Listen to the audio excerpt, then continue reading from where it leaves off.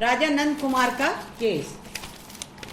Supreme court द्वारा कई महत्वपूर्ण डिसीजन दिए गए। सुप्रीम कोर्ट कहाँ था? कलकत्ते में। सुप्रीम कोर्ट कलकत्ते में। Important cases decided by supreme court of Calcutta. तो कलकत्ते के सुप्रीम कोर्ट द्वारा कई महत्वपूर्ण इंपॉर्टेंट डिसीजन दिए गए हैं। तो जो है सुप्रीम काउंसिल और कोर्ट के बीच मतभेद, डिस्प्यूट पैदा हो गया था। तो इस डिस्प्यूट को मैंने वारेन हेस्टिंग्स में पढ़ाया और 1773 के रेगुलेटिंग एक्ट में पढ़ाया, 53 में पढ़ाया। अब ये कौन से ऐसे केसेस हैं जिसकी वजह से ये इनके बीच डिस्प्यूट हुआ और हमको पता चला कि ये किस तरह से डिसीजन करते हैं। तो ये केस है राजा नंद कुमार का, बहुत फेमस केस है। राजा नंद कुमार जो है बंगाल का एक संपन्न और प्रतिष्ठित प्रभावशाली ब्राह्मण था। राजा नंद कुमार बंगाल का एक संपन्न एवं प्रतिष्ठित प्रभावशाली ब्राह्मण था। राजा नंद कुमार का जन्म जो है निर्धन परिवार में हुआ था और बंगाल के प्रसिद्ध विद्वान शास्त्री जी की देखरेख में इसकी शिक्षा दीक्षा हुई थी। राजा नंद कुमार का जन्म बंगाल के एक प्रतिष्ठित और प्रभावशाली परिवार में हुआ था और ये बहुत ही गरीब लोग थे और बंगाल के प्रसिद्ध विद्वान जो थे शास्त्री जी, उनकी देखरेख में इनको शिक्षा दीक्षा मिली थी। और राजा नंद कुमार जो है असाधारण व्यक्ति थे और इसके संगठन की अपूर्व क्षमता थी और लोग इन्हें प्यार से राजा कहते थे, स्नेहवश राजा कहते थे। ये कहीं कि उस समय राजा नहीं थे, बचपन से इनको राजा बेटा बोलते हैं ना, वैसा राजा बोलते थे। तो अपने प्रभाव के कारण वारेन हेस्टिंग्स जो गवर्नर जनरल था, उनकी परिषद का ये मेंबर बना, उनकी गवर्नर जनरल इन काउंसिल की का मेंबर बना राजा नंद कुमार अपने प्रभाव के कारण, अपने संगठन की अपूर्व क्षमता के कारण। राजा नंद कुमार का संबंध सरकार से कटु थे, डिस्प्यूटेड चल रहा था राजा नंद कुमार और सरकार में, क्योंकि वह गवर्नर जनरल वारेन हेस्टिंग्स का हमेशा विरोध करता था। यानी गलत चीज इनको बर्दाश्त नहीं होता था और ये हमेशा गवर्नर जनरल के अगेंस्ट में चले जाते थे। तो राजा नंद कुमार जो है 1756 में 1756 में हुगली के शासक रह चुके थे। राजा नंद कुमार 1756 में हुगली के शासक रह चुके थे और वर्धमान और नादिया के कलेक्टर भी रह चुके थे। 1765 में बंगाल के नवाब के मुख्यमंत्री भी थे। तो राजा नंद कुमार जो है तात्कालिक गवर्नर जनरल वारेन हेस्टिंग्स के विरुद्ध भ्रष्टाचार का और घूसखोरी का आरोप लगाया और परिषद में शिकायत की, गवर्नर जनरल की काउंसिल में शिकायत की। तो आरोप से पहले क्या क्या ऐसा हुआ था जिसके कारण ये दोनों के संबंध कटु थे, यानी उस समय की सिचुएशन क्या थी, situation in the background of the trial. Trial के पहले क्या ऐसा बैकग्राउंड था जिसके कारण ये दोनों के बीच संबंध खराब थे। तो पहला था मोहम्मद रजा खान का अपदस्थ किया जाना। मोहम्मद रजा खान, मालगुजारी कम वसूली हो पाई थी और रजा खान वारेन हेस्टिंग द्वारा अपॉइंटेड बंगाल का नवाब था।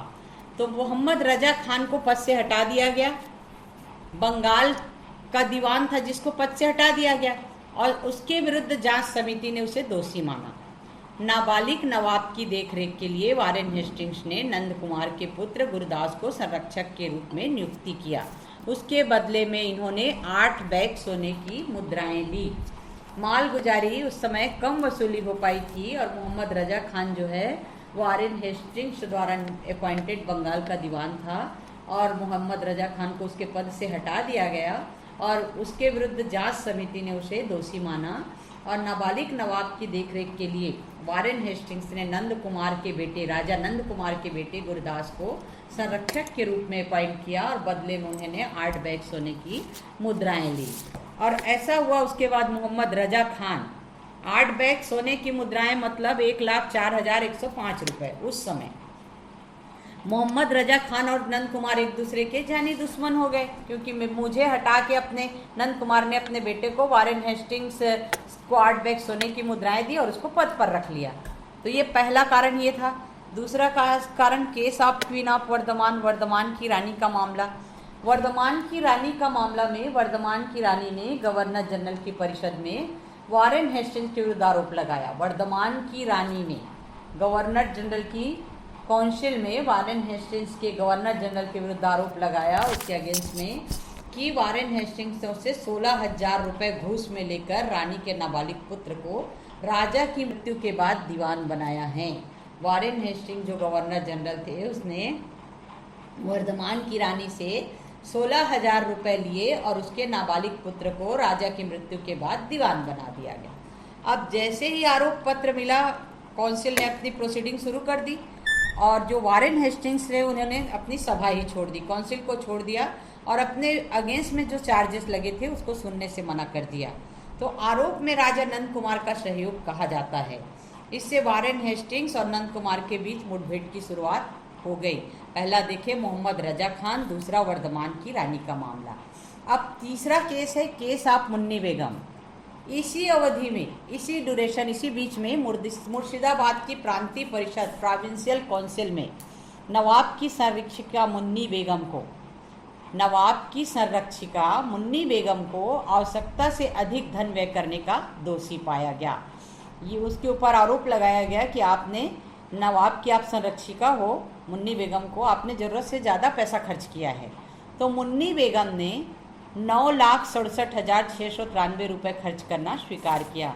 मुन्नी बेगम ने कहा कि मैंने 9,67,693 रुपये खर्च किए हैं, जिसमें से मैंने 1.5 लाख रुपये वारेन हेस्टिंग्स को भेंट के रूप में दी है।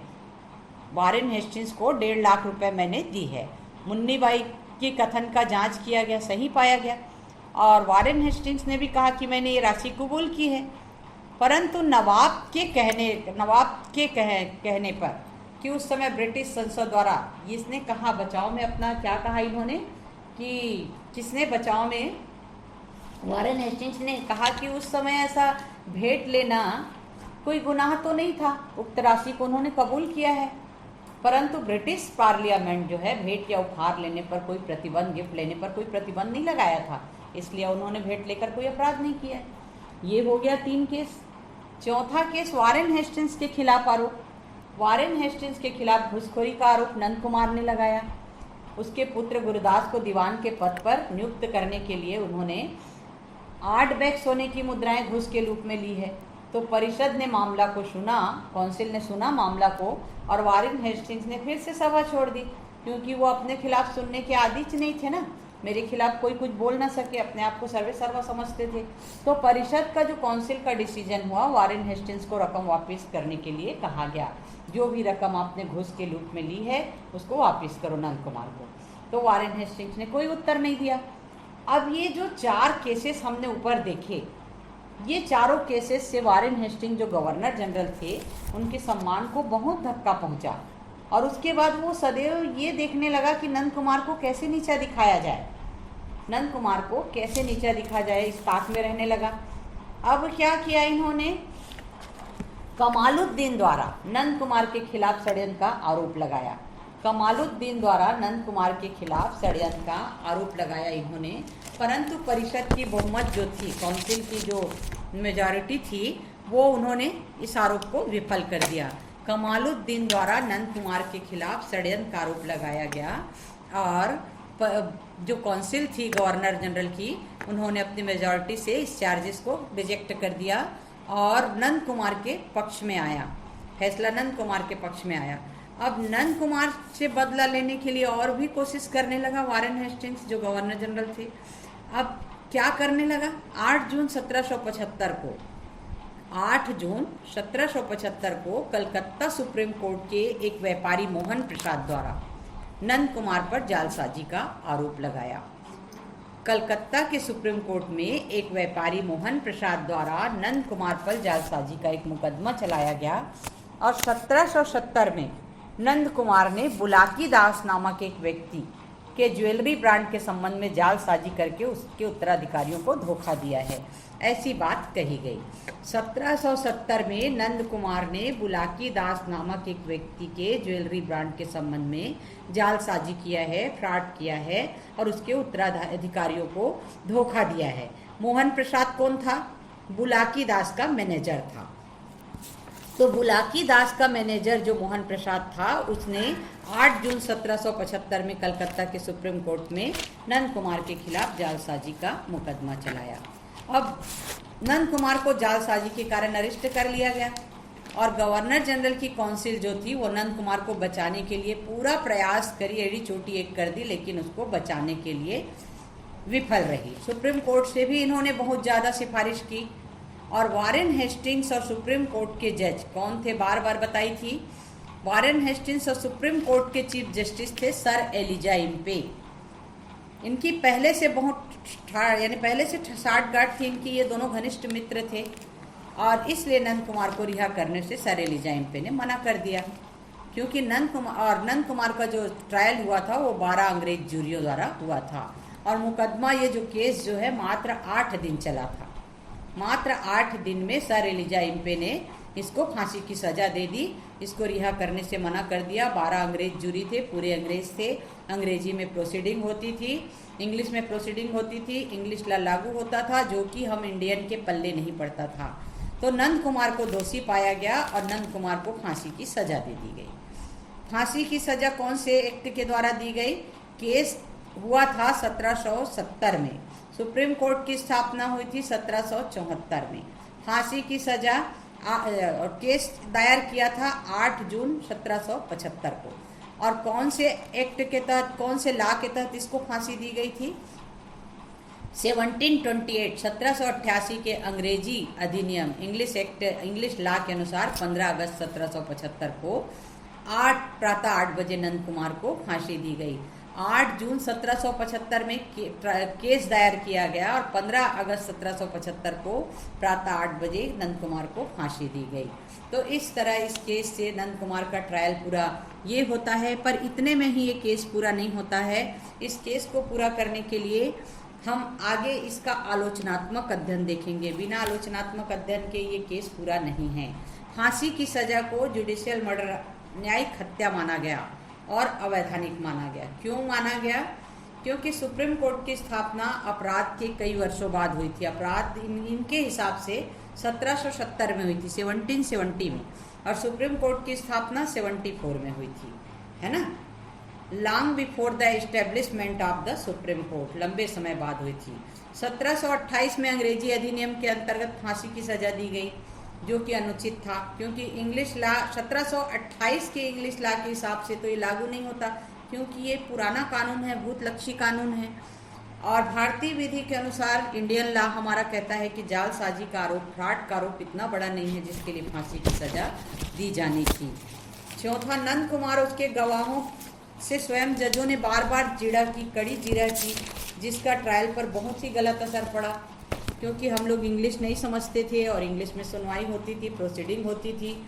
और नंद कुमार जो है बंगाल का रहने वाला था और सुनवाई कलकत्ते में हुई थी, तो सुप्रीम कोर्ट का जुरिडिक्शन भी नहीं था। और राजा नंद कुमार और मोहन प्रसाद दोनों ही इंडियन थे, इसलिए इंडियन लॉ के अनुसार जस्टिस होना था। तो इंडियन लॉ जो, इंग्लिश लॉ जो है वो त्रुटिपूर्ण थी, डिफेक्टेड थी, हमारे लिए उचित नहीं थी, क्योंकि दोनों इंडियन थे और इंडियन लॉ लागू करना था।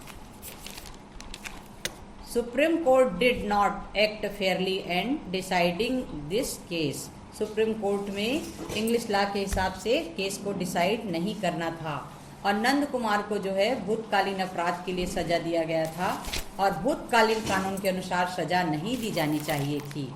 और नंद कुमार की सुनवाई जो है पूरा इंग्लिश में होती थी और जो गवाह खड़े हुए वो अंग्रेजी नहीं समझते थे, जो बोलते थे सिर हिला के हाँ हाँ हाँ, नहीं हाँ, जो भी बोल दिए। और ब्रिटिश सम्राट को, लास्ट पॉइंट ये कहता है कि ब्रिटिश सम्राट को क्षमा दान के लिए जो अपील भेजी जानी थी वो सुप्रीम कोर्ट द्वारा ठुकरा दी गई। क्यों ठुकरा दी गई? क्योंकि वारेन हेस्टिंग्स और सर एलिजा इम्पे की साठगांठ थी, इसलिए अपील नहीं भेजी गई और फांसी की सजा केवल 6 सप्ताह में ही कार्यान्वित कर दी गई और क्षमादान निलंबित करने की शक्ति जो गवर्नर जनरल के पास थी वो भी नहीं दी गई। इस तरह फांसी की सजा को न्यायिक हत्या और अवैधानिक माना गया। ये हुआ नंद कुमार का केस। नंद कुमार का केस सबको समझ में